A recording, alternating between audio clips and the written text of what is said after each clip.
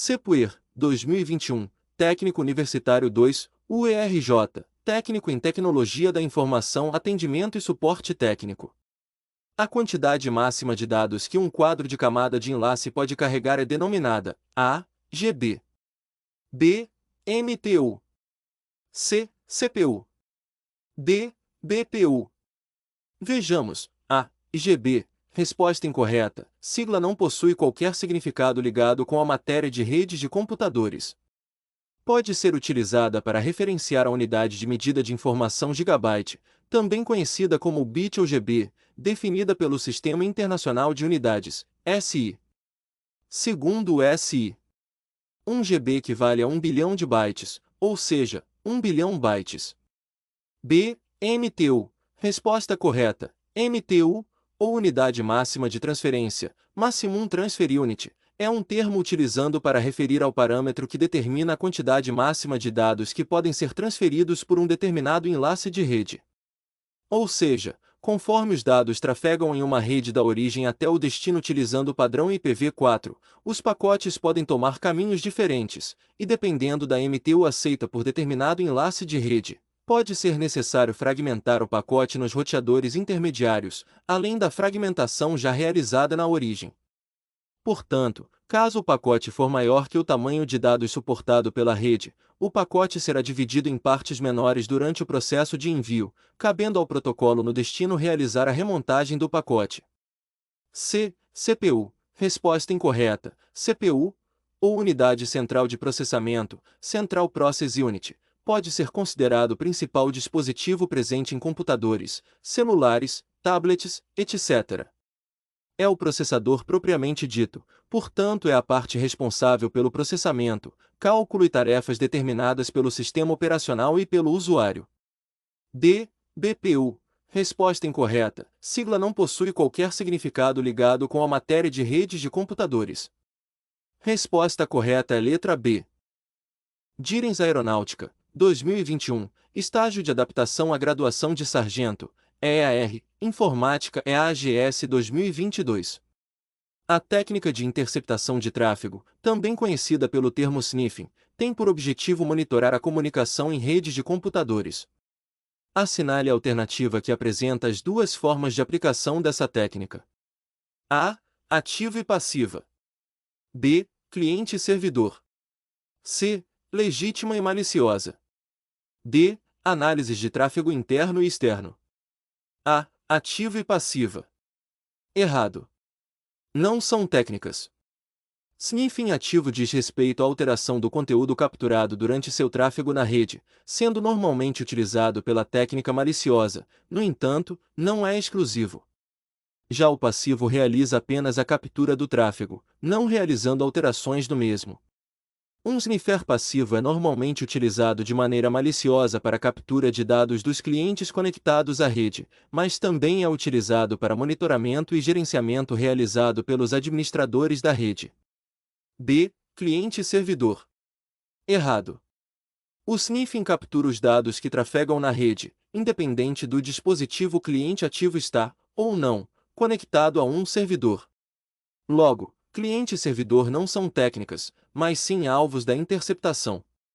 C. Legítima e maliciosa. Correto.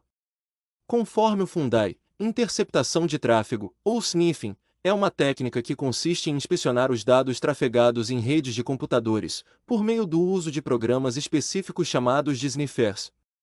Esta técnica pode ser utilizada de forma legítima por administradores de redes para detectar problemas, analisar desempenho e monitorar atividades maliciosas relativas aos computadores ou redes por eles administrados. Maliciosa, por atacantes, para capturar informações sensíveis, como senhas, números de cartão de crédito e o conteúdo de arquivos confidenciais que estejam trafegando por meio de conexões inseguras, ou seja, sem criptografia. D. Análises de tráfego interno e externo. Errado. Um sniffer não consegue realizar a captura de tráfegos externos à rede, apenas interno. Além disso, a análise não é uma técnica, mas sim uma ferramenta. Gabarito, letra C. FEPESE, 2023, especialista, Prefeitura de Balneário Camboriú, suporte à tecnologia da informação. Analise as afirmativas abaixo com relação à automação de scripts com Ansible. 1. Requer a instalação de agentes Ansible nas máquinas que se deseja gerenciar e automatizar. 2. Trabalha com hack para atribuição de permissões, privilégios e papéis. 3. Do catálogo de serviços de automação permite que usuários gerenciem suas próprias requisições, sendo especialmente útil para requisições de serviços comuns. Assinale a alternativa que indica todas as afirmativas corretas. A. É correta apenas a afirmativa 3. B. São corretas apenas as afirmativas 1 e 2. C. São corretas apenas as afirmativas 1 e 3.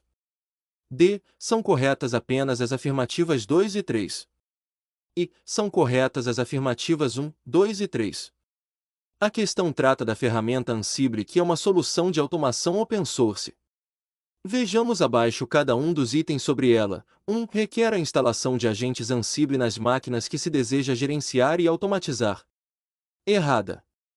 A ferramenta trabalha sem a necessidade de agentes nas máquinas. Vejamos abaixo uma descrição disso. O Ansible é uma ferramenta sem agentes, ou seja, não requer instalação de software para gerenciamento dos nós. Ele acessa seu inventário e lê as informações sobre quais máquinas você deseja gerenciar. 2. Trabalha com hack para atribuição de permissões, privilégios e papéis. Correta. Sim, de fato a ferramenta permite essa distribuição de tarefas na equipe. Vejamos, com o Ansible, as equipes de segurança podem configurar uma sequência de tarefas que compartilham inventários, playbooks e permissões para automatizar investigações ou correções por completo. 3. Do catálogo de serviços de automação permite que usuários gerenciem suas próprias requisições, sendo especialmente útil para requisições de serviços comuns. Correta. Sim, de fato a ideia é a organização ou gerenciamento das requisições, facilitando a experiência do usuário. Portanto, ficamos com 2 e 3 corretas. Gabarito, letra D.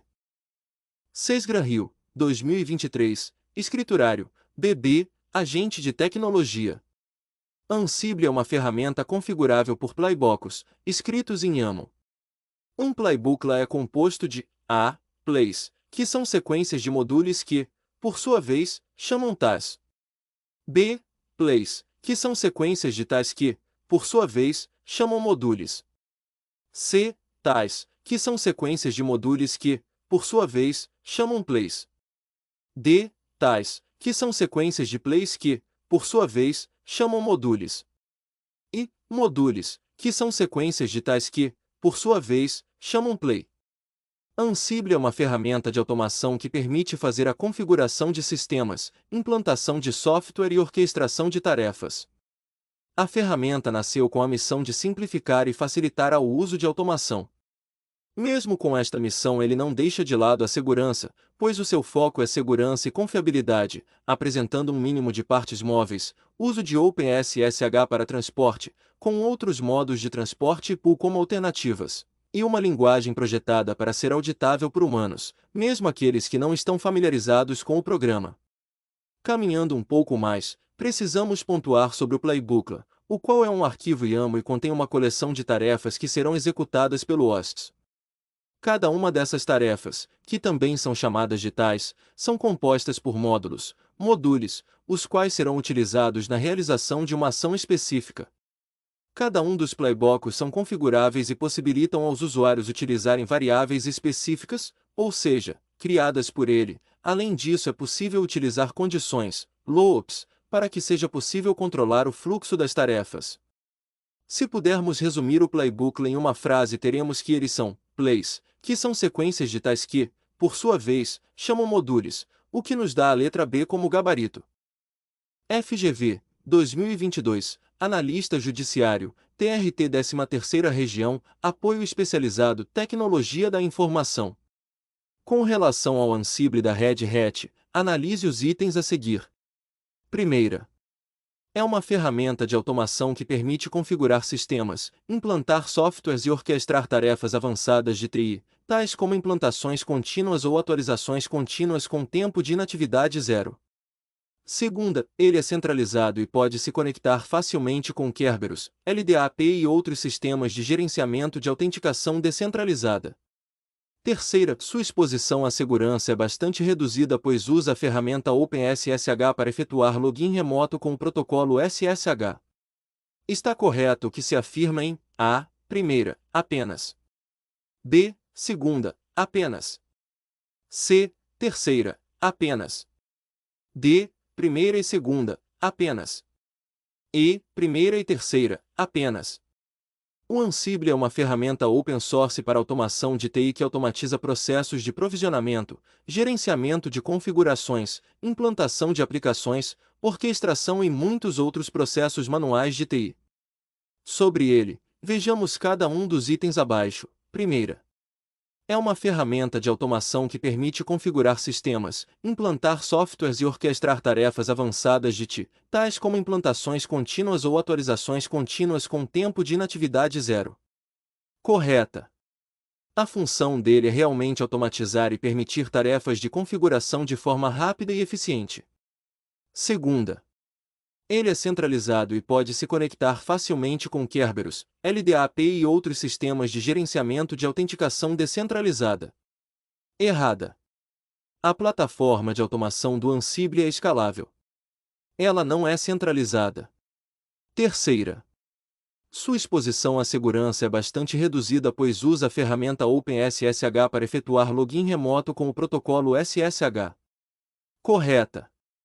Sim, de fato ele é bastante seguro. Veja como ele funciona. O Ansible conecta-se ao que você quer automatizar e implementa programas que executam instruções anteriormente inseridas manualmente. Esses programas usam módulos do Ansible escritos com base em expectativas específicas da conectividade, interface e comandos do endpoint. Em seguida, o Ansible executa esses módulos, sobre SSH padrão, e os remove ao terminar, se aplicável. Portanto, ficamos com primeira e terceira corretas. Gabarito, letra I. Fundatec, 2023, Analista de Tecnologia da Informação, IFC, sobre os princípios aplicados para a divisão de camadas do modelo OSI, analise as assertivas abaixo. Primeira, uma camada deve ser criada onde houver necessidade de outro grau de abstração. Segunda, cada camada deve executar uma função bem definida. Terceira, a função de cada camada deve ser escolhida tendo em vista a definição de protocolos padronizados internacionalmente. Quarta, os limites de camadas devem ser escolhidos para minimizar o fluxo de informações pelas interfaces. Quinta, o número de camadas deve ser grande o bastante para que funções distintas não precisem ser desnecessariamente colocadas na mesma camada e pequeno o suficiente para que a arquitetura não se torne difícil de controlar. Quais estão corretas? A. Apenas primeira. B. Apenas segunda e quinta. C. Apenas primeira, segunda e terceira. D. Apenas segunda, terceira e quarta. E. Primeira, segunda, terceira, quarta e quinta. Primeira. Correto. A abstração é o processo de esconder, generalizar a complexidade de um processo ou sistema. No modelo OSI, a abstração permite modularizar e organizar as diversas funções de rede, dividindo-as em camadas bem definidas. Por exemplo, a camada física possui a função de gerenciar dados brutos sobre um meio físico, tal como tensão elétrica e tipo de cabo, possuindo uma abstração sobre outras funções, tal como identificação de equipamentos no nível físico ou no nível lógico, tal como a camada de enlace e rede fazem, respectivamente. Segunda. Correto. No modelo OSI, a complexa estrutura das funções de rede é organizada em 7 camadas distintas, cada uma com responsabilidades específicas e claramente definidas, abrangendo desde o nível mais básico até o mais complexo. As camadas são: física, atua no nível mais básico, lidando com a transmissão de dados brutos através do meio físico, como cabos ou ondas de rádio. Enlace, responsável pelo controle de erros e pela formatação dos dados para a transmissão, garantindo a entrega confiável de pacotes entre dispositivos conectados na mesma rede local.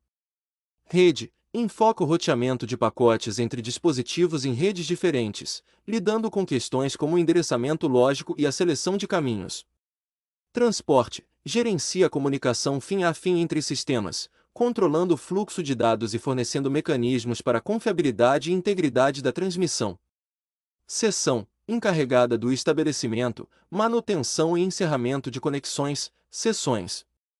Apresentação, responsável pela apresentação dos dados, convertendo informações entre o formato usado na rede e o formato compreensível para o aplicativo, incluindo questões como codificação e compressão. Aplicação, atua como a interface entre os protocolos de rede e o software de aplicação utilizado pelo usuário final, fornecendo serviços de rede de alto nível, como e-mail e transferência de arquivos. Terceira. Correto. De fato, cada camada define protocolos específicos. Portanto, a função de cada camada se relaciona com os padrões internacionais, de modo que haja uma interoperabilidade e compatibilidade. Ou seja, as tarefas e obrigações de cada camada são estabelecidas conforme os protocolos reconhecidos e empregados globalmente, contribuindo para uma estrutura integrada e uniforme na transmissão de dados em rede. Quarta. Correto. Quinta. O número de camadas deve ser grande o bastante para que funções distintas não precisem ser desnecessariamente colocadas na mesma camada e pequeno o suficiente para que a arquitetura não se torne difícil de controlar. Correto. O objetivo de dividir uma arquitetura de rede em várias camadas é garantir que funções distintas e complexas sejam tratadas de forma separada e modular, evitando que haja uma confusão entre as responsabilidades e dificuldade de manutenção. Assim, estão corretas a apenas primeira, b apenas segunda e quinta, c apenas primeira, segunda e terceira, d apenas segunda, terceira e quarta, e primeira, segunda, terceira, quarta e quinta. Gabarito, letra I. Instituto AOCP, 2023, técnico, Instituto Federal do Maranhão, Tecnologia da Informação.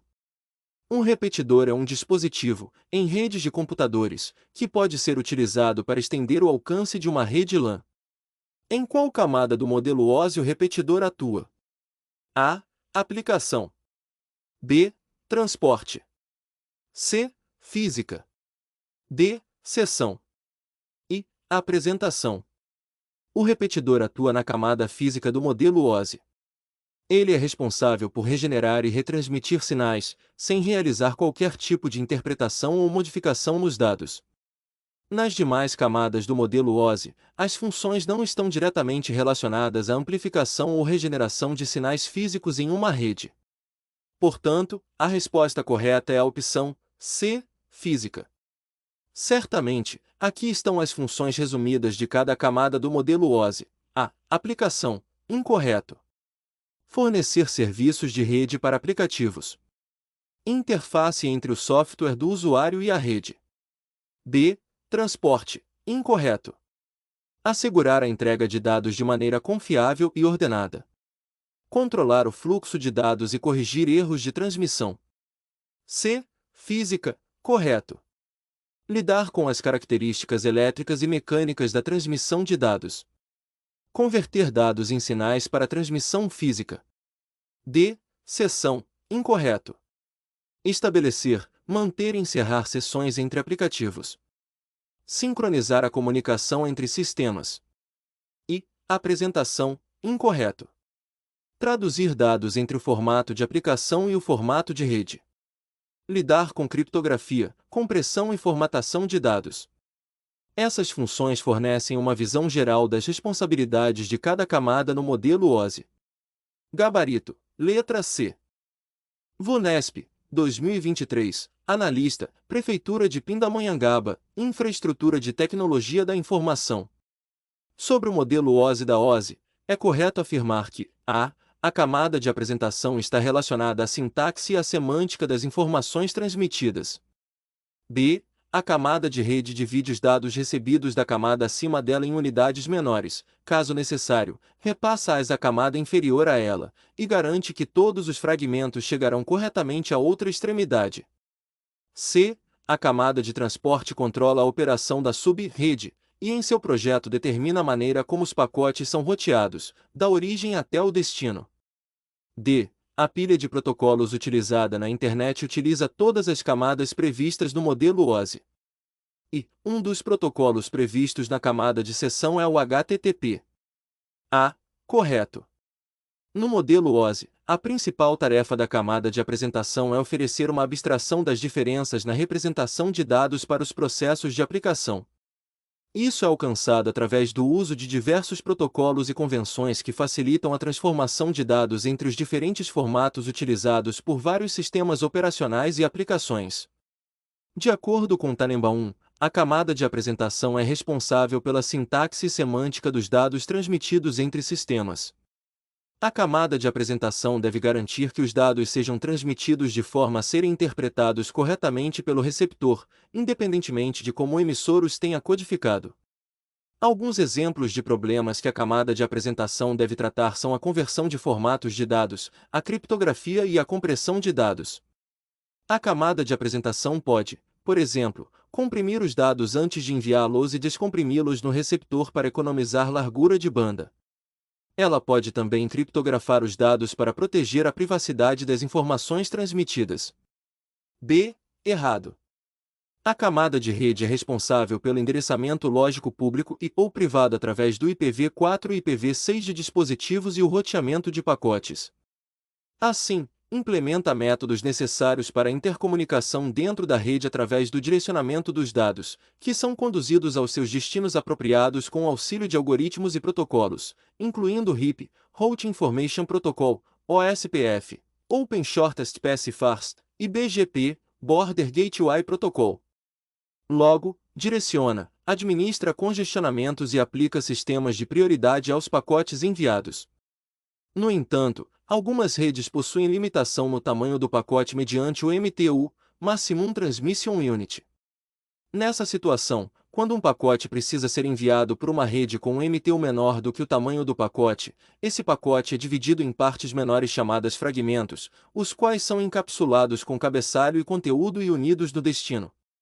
No entanto, a camada de rede não garante que todos os fragmentos chegarão corretamente à outra extremidade, sendo função de protocolos das camadas superiores, tal como o TCP, da camada de transporte. C. Errado. Essa função é realizada pela camada de rede, que controla a operação da subrede, roteamento e encaminhamento dos pacotes. D. Errado. A pilha de protocolos da Internet, conhecida como TCP/IP, não utiliza todas as camadas do modelo OSI. No modelo OSI, as 7 camadas são 7 camada de aplicação, 6 camada de apresentação, 5 camada de sessão, 4 camada de transporte, 3 camada de rede, 2 camada de enlace de dados, 1 camada física. E na arquitetura TCP/IP temos 4 aplicação, 3 transporte, 2 internet, 1 rede e errado. A camada de aplicação tem a finalidade de ajudar na comunicação entre usuários e aplicações, fornecendo a interface e aplicando os protocolos específicos requeridos pelos serviços. O protocolo HTTP, Hypertext Transfer Protocol, opera na camada de aplicação, e não na camada de sessão. A camada de sessão é responsável pelo gerenciamento e o diálogo entre aplicações, negociando o uso de tokens para a troca de informações, sincronizando e terminando a conexão de sessão. Seu objetivo principal engloba a criação, manutenção e encerramento de sessões de conexões entre diferentes aplicações. Gabarito. Letra A.